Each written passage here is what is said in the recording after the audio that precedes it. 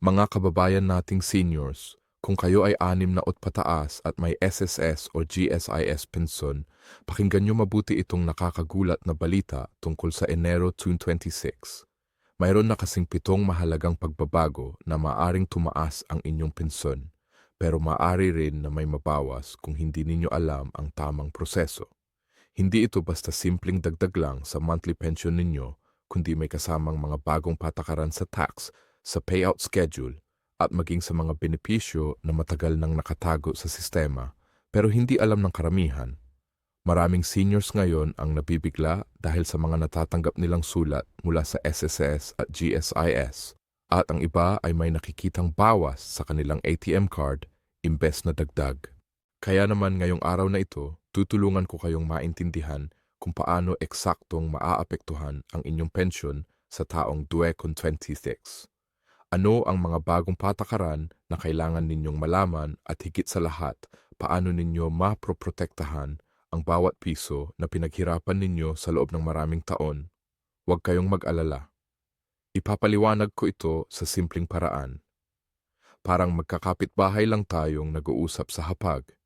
Kaya makinig kayo mabuti dahil sa dulo ng video na ito, meron pa akong ilang mahalagang tips kung paano ninyo mame-maximize ang inyong retirement income at kung paano iiwasan ang mga pagkakamali na nagiging dahilan kung bakit maraming seniors ang hindi nakakakuha ng buong halaga na dapat nilang matanggap. Una sa lahat, kailangan nating pag-usapan ang pinakamalaking balita ngayong tour, at ito ay ang SS Pension Reform Program na nagsimula noong Desyembre 2025. Ito ay isang 3 taong pension increase para sa lahat ng SSS pensioners, at ito ang unang pagkakataon sa 68 taong kasaysayan ng SSS na may ganitong klaseng programa. Ang layunin nito ay tulong sa halos 3.8 milyong pensioners na nakakaranas ng mahirap na buhay dahil sa tumaas na presyo ng bilihin, gamot at iba pangailangan. Ang retirement at disability pensioners ay makakuha ng esporong pagtaas bawat taon sa loob ng 3 taon mula 25 hanggang 27 na kabuo ang 33 porong pagtaas sa pensyon. Samantala, ang survivor pensioners naman ay makakakuha ng 5% increase bawat taon o kabuo ang 16 na sa loob ng 3 taon. Ngayong Enero 2026, meron na dapat kayong nakikitang unang pagtaas na iyon sa inyong monthly pension kung kayo ay nasa listahan ng active pensioners noong Agosto 2025.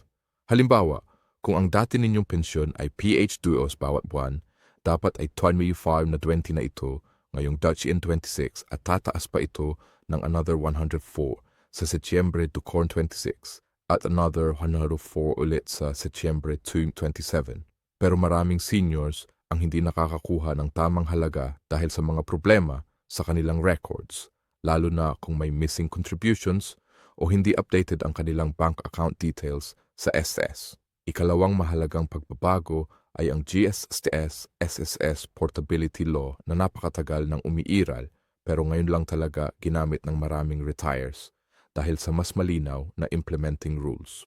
Ang batas na ito ay nangangahulugan na kung kayo ay nagtrabaho sa private sector at may SS contributions at pagkatapos ay lumipat sa government service at may GSIS contributions, pwede ninyong pagsamahin ang lahat ng inyong contributions para makakuha ng mas mataas na pensyon.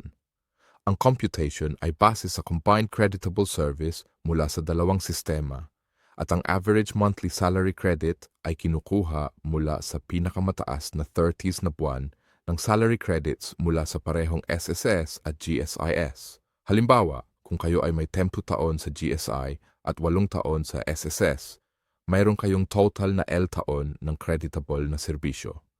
Ang pension formula ay depende kung saan kayo mas nakinabang, pero ang importante ay hindi na masasayang ang inyong contributions kahit lumipat kayo ng sektor. Maraming retires ngayong 2026 ang ngayon lang nalalaman itong option na ito. Kaya kung kayo ay may history sa both private at government work, kailangan ninyong mag-apply specifically for portability benefits. Pumunta kayo sa nearest SSS o GSIS office at dalhin ninyo ang Certificate of Total Contributions mula sa both agencies. Dahil kung hindi ninyo gagawin ito, ang pension ninyo ay computed separately lang at mas maliit ang makukuha ninyo. Ikatlong pagbabago na dapat ninyong malaman ay ang GSS Christmas Cash Gift Program na nag-expand ngayong 2025 para isama ang pro-rata pensioners at portability law pensioners. Dati kasi ang mga taong ito ay hindi kasama sa cash gift distribution pero ngayong taon din na sila sa listahan. Ang cash gift ay equivalent ng 1-month pension 00 kung alin ang mas mababa. Pero maraming pensioners ang excluded pa rin dito, lalo na ang survivorship at dependent pensioners at ang mga pumili ng 5Y lump sum option na ang pension ay magsisimula pa lang after December 2025. May exclusion din para sa mga nag-retire from 2021 to 2025 na kumuha ng GSISL beses lump dahil considered na silang nakakuha na ng advance payment. Kaya kung kayo ay hindi nakakuha ng cash gift na yun ngayong December, tingnan ninyo kung kayo ba ay kasama sa exclusion list at huwag kayong magulat o magreklamo kung hindi kayo qualified. Ang important dito ay maintindihan ninyo kung bakit at kung ano ang dapat ninyong gawin next time para makasali kayo. Ika-4 na pagbabago ay ang bagong patakaran sa pension verification at proof of life requirements. Dahil sa digitalization ng SS at GSIS, lahat ng pensioners ay kailangan ng mag-update ng kanilang records online through My SSS Portal o Axis MO app. Ang problema ay maraming senior citizens ang hindi marunong gumamit ng internet o walang smartphone, kaya ang nangyayari ay naho-hold ang kanilang pension dahil sa hindi nila nako-comply ang annual verification requirements.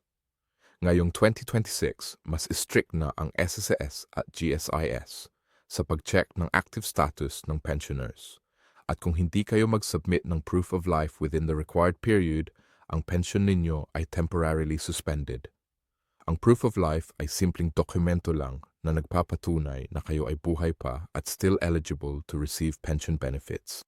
Pwede kayong pumunta sa SSGSIS office personally para dito o pwede ninyong gamitin ang GWA kiosks na nakakalat na ngayon sa iba't ibang parte ng bansa. Ang advice ko sa inyo ay huwag ninyong hihintaying mag-hold ang pension ninyo bago kayo kumilos.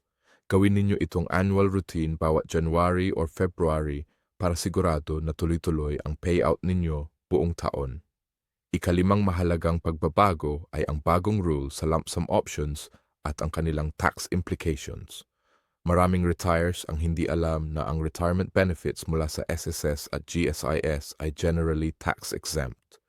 Pero may certain conditions na dapat sundin para hindi kayo matax ng Bureau of Internal Revenue. Kung kayo ay pumili ng LBuang Advance, lump sum option sa SSS o ang 5 taon o LBU lump sum sa GSIS, ang amount na ito ay dapat declared sa BIR kung lumalampas ito sa threshold, lalo na kung kayo ay may ibang income sources pa. Ang problema ay maraming seniors ang hindi nag-declare at nahuhuli lang sila later on na may tax liability pala sila. Sa UE26, mas strict na ang coordination between SSS, GSIS at BIR dahil sa computerized system. Kaya mas madali na nilang makikita kung may discrepancy sa inyong tax filings. Ang advice ko ay mag-consult kayo sa tax professional kung kayo ay kumuha ng malaking lumpiment ninyo na wala kayong problema sa BIR later on. Ang retirement benefits ay dapat tax-free, pero kung may questionable transactions or hindi properly documented, maaari kayong ma-audit at makakuha pa ng penalties. Ika-6 na pagbabago ay ang updated payout schedules para sa SS at GSIS pensioners. Ang SS pension ay traditionally released based sa last digit ng inyong social security number. Usually between the 1 to 15th of the month para sa SSN ending in 124 at 16 hanggang 31 para sa SSN ending in 52C. Pero dahil sa dagdag na pensioners at sa bagong system, may mga delays minsan lalo na kung may holidays or weekends. Ang GSIS naman ay traditionally releases pension every 8th of the month pero pwede itong mag-shift depending on banking holidays. Ngayong 2026, ang advice ng both agencies ay i-enroll ninyo ang inyong UMIDI card bilang ATM o mag-register ng Preferred Disbursement Account sa Disbursement Account Enrollment Module sa MES para automatic ang credit ng pension ninyo tuwing release date. Huwag ninyong aasahan na manually ninyong kukunin pa ito sa over-the-counter dahil priority na ngayon ang electronic disbursement para mas mabilis at mas secure. Kung kayo ay may problema sa inyong bank account, may hold sa inyong pension, dapat kayong lumapit agad sa SSS o GSIS at ayusin ninyo ito bago pa dumating ang next release date para hindi kayo magutom o mahirapan sa gastusin. Ikapitong at huling mahalagang pagbabago na madalas na nakakalimutan ng maraming seniors ay ang hidden benefits na available sa SSS at GSIS, pero hindi alam ng karamihan. May funeral benefit pa rin na PH Harzosner to PH Harzizer. Depending on your program, may sickness benefit kung kayo ay magkasakit at need ng hospitalization, at may disability benefit kung kayo ay permanently disabled at hindi na makapagtrabaho. Maraming pensioners ang hindi nagkiklaim ng mga benefits na ito dahil hindi nila alam na entitled sila o hindi nila alam ang proseso ng pag-file.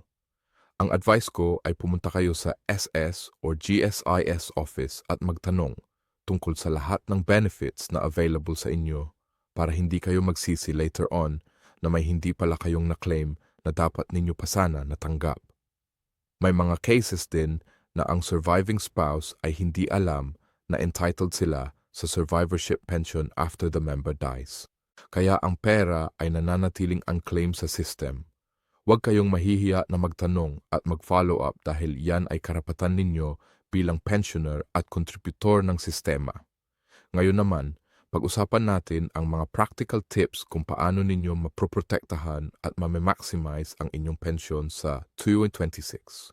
Una, kailangan ninyong regular na i-check ang inyong contribution record sa MSTS o EGS mo para ma-ensure na lahat ng inyong trabaho ay na-record properly. Kung may missing contributions, kailangan ninyong lumapit sa SSS o GSIS at ipakita ninyo ang inyong employment records, pays at ITR para makredit ito. Maraming cases na ang pension ay mas mababa kasi hindi complete ang records at ang tao ay hindi na nag-e-effort na ayusin ito bago mag-retire. Pangalawa, kailangan ninyong i-update ang inyong personal information, lalo na ang bank account, details, address at beneficiary information. Kung kayo ay lumipat ng bahay o nagpalit ng bank, dapat agad ninyong i-update ito sa sistema para walang problema sa payout. Pangatlo, huwag kayong magtitiwala sa mga fixers o middlemen na nangangako na tutulungan kayo na makakuha ng mas mataas na pensyon o special release in exchange for payment. Lahat ng SS at GSIS services ay libre at walang processing fee para sa normal pension transactions. Kung may maninigil sa inyo, report ninyo agad ito sa authorities dahil scam iyan. Pang-apat, kung kayo ay may karamdaman or disability, mag-file agad kayo ng disability benefit application kahit na kayo ay current pensioner na dahil pwede pa rin kayong makakuha ng additional benefits depende sa inyong condition. At panghuli, mag-attend kayo ng prayer retirement seminars or mga GSIS dialogies na regularly conducted ng government agencies para mas updated kayo sa lahat ng bagong patakaran at benefits. Mahalagang alalahanin na ang lahat ng information na ito ay based sa official announcements mula sa SSS at GSIS, at ang mga patakaran ay maaring magbago from time to time. Kaya kailangan ninyong regular na mag-check ng updates. Ang best practice ay mag-visit kayo ng official SSS website sa sh.gov.ph o GSS website sa gss.gov.phtp o tumawag sa kanilang hotlines kung kayo ay may specific questions tungkol sa inyong case. Huwag kayong maniniwala sa mga fake news o viral posts sa social media na nangongopya ng information na hindi verified dahil maraming pensioners ang nadadaya o nako-confuse ng mga misleading announcements. Always verify muna sa official sources bago kayo kumilos o mag-decide tungkol sa inyong pensyon. At higit sa lahat, huwag kayong mag-atubiling magtanong sa mga kawani ng SSS o GSIS kung may kayong maintindihan dahil trabaho nila na tumulong sa inyo at sagutin ang lahat ng inyong mga katanungan. Sa pagtatapos ng video na ito, nais kong sabihin sa inyo na ang 2026-26 ay isang taon ng malaking pagbabago para sa ating mga pensioners. At habang mayon mang mga challenges at bagong requirements na kailangan ninyong sundin, ang overall effect naman ay positibo dahil sa pension increases at improved benefits. Ang importante ay hindi kayo mauuwi sa ignoransya at hindi kayo mag-assume na automatic lahat. Kailangan ninyong maging proactive, kumilos ng maaga at siguruhing updated ang lahat ng inyong documents at records. Ang pension ninyo ay resulta ng maraming taon ng pagtatrabaho at contributions. Kaya deserve ninyo na makuha ang bawat piso na ito ng buo at walang kulang. Huwag kayong matakot na lumapit sa SSS o GSIS offices kahit na madalas ang pila ay mahaba. Dahil mas importante na masecure ninyo ang inyong kinabukasan kaysa sa inconvenience ng pag-antay. At sa mga anak or apo ng mga seniors na nanonood nito, tulungan ninyo ang inyong mga magulang or lolo at lola na manavigate ang mga bagong online systems at requirements. Dahil maraming seniors talaga ang nahihirapan sa technology pero ayaw nilang magtanong dahil nahihiya sila. Magkaisa tayo at tulungan natin ang isa't isa para siguruhing lahat ng seniors ay makakakuha ng deserve nilang benepisyo mula sa gobyerno. Salamat sa inyong panunood at sana ay nakatulong ang video na ito sa inyo. Kung mayroon pa kayong mga katanungan, i-comment ninyo lang sa baba at susubukan kong sagutin ang bawat isa. Mag-subscribe din kayo at i-like ang video para sa mas maraming updates tungkol sa SSS, GSIS at iba pang retirement benefits. Hanggang sa muli, mag-ingat po kayo at God bless. MM1